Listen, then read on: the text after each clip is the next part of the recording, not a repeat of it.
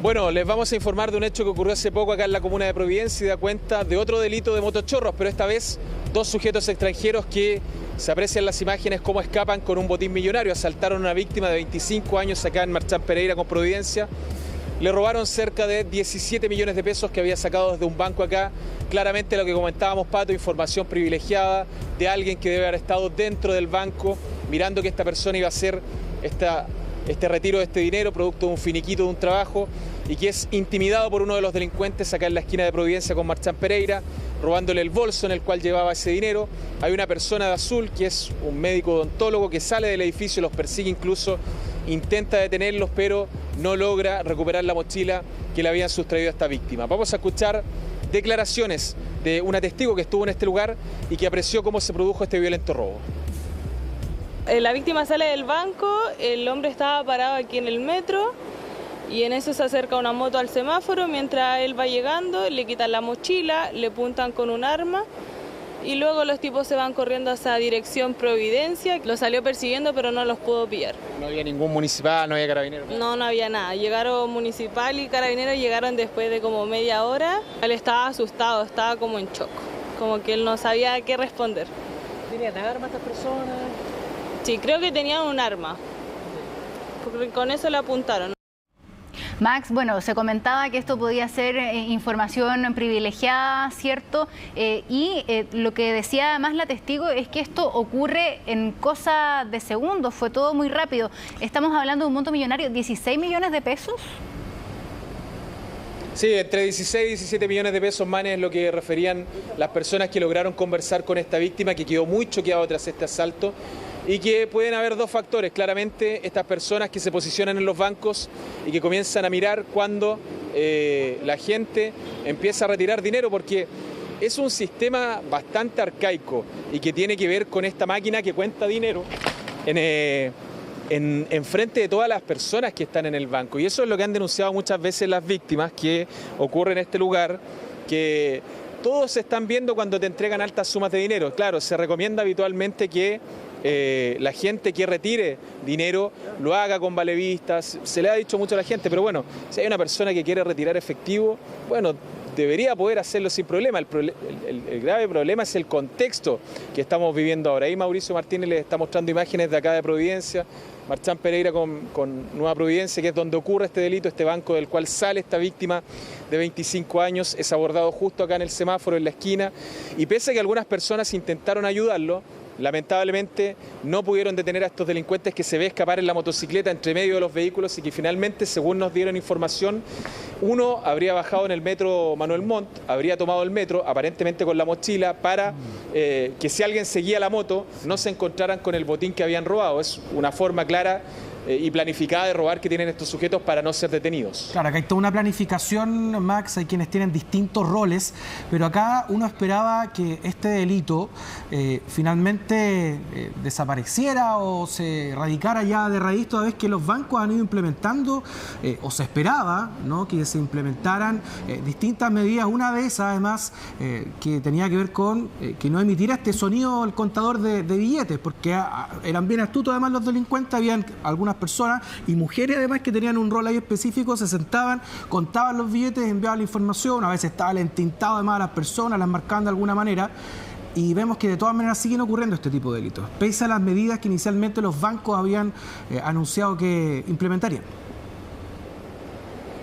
Sí, efectivamente.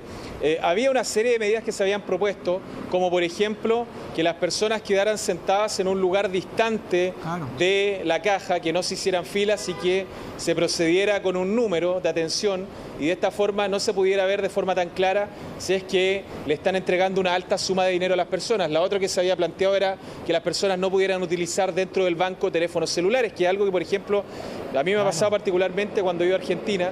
Se prohíbe absolutamente el uso de un teléfono celular en las casas de cambio, en las entidades bancarias, y de esta forma no hay cómo los delincuentes pudieran comunicar la salida de una persona que está trasladando una alta suma de dinero en efectivo, como ocurrió en este caso.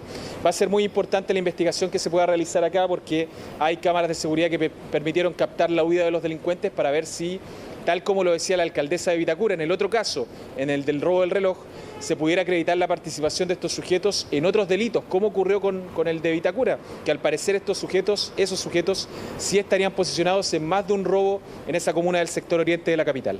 Bien, Max, vamos a quedar ahí al tanto entonces de lo que ocurre con esta investigación, ver además si es que de parte de la Municipalidad de Providencia tienen algún otro detalle o más información, a veces tienen imágenes porque tienen a estas bandas y a estos delincuentes ya completamente identificados en otros delitos, así es que vamos a ver ahí si es que hay alguna novedad. Muchas gracias y que tengas buenas tardes. Gracias, Max.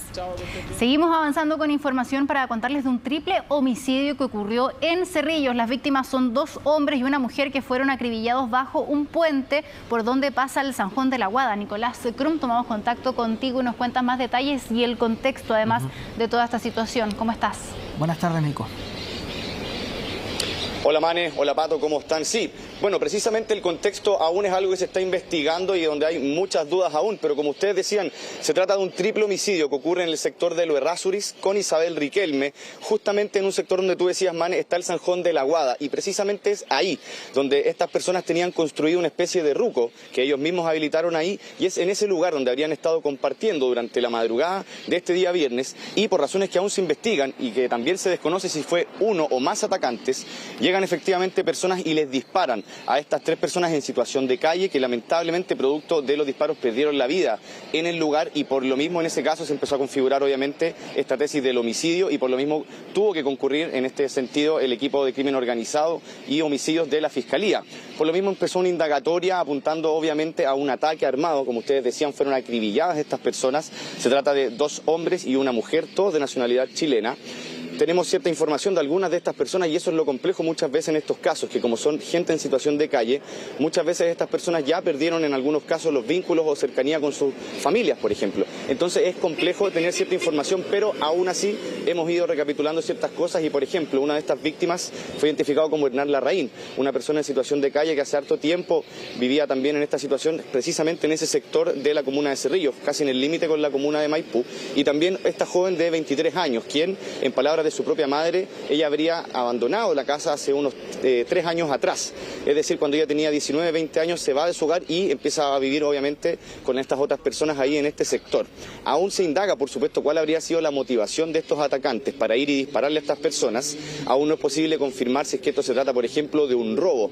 Preliminarmente lo que el fiscal apuntó es que aún no se puede descartar, pero según los primeros indicios, al obviamente percatarse lo que había en el lugar, no se podía hablar precisamente si es que hubo o no alguna sustracción de especies, por ejemplo, posterior a este ataque o previo al hecho. Lo que sí hay detalles, por ejemplo, de las circunstancias. Estas personas habrían estado compartiendo entre ellas y en el caso de uno de ellos, de uno de los hombres que fue acribillado, prácticamente fue sorprendido por este ataque porque habría muerto finalmente sentado en un sillón, quizás no se pudo ni siquiera percatar de los impactos de bala.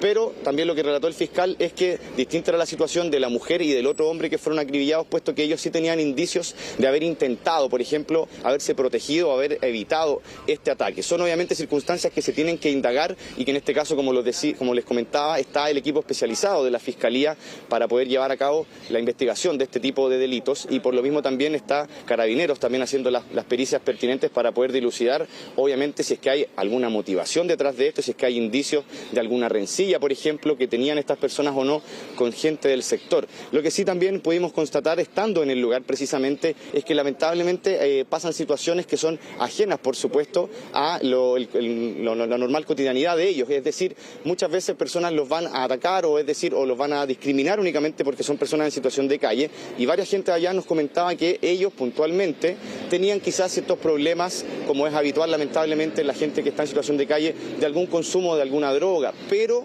que para ellos, para los vecinos del sector, por lo que ellos tenían claro, no habían quizás indicios de rencillas o peleas o que no tenían problemas puntuales con alguien.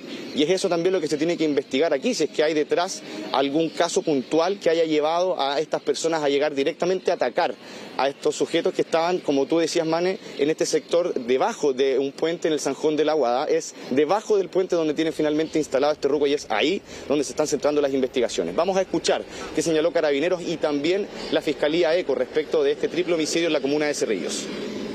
En un ruco existente bajo un paso sobre nivel del San Juan de la Guada, todo esto por un comunicado de la subcomisaría Cerrillos.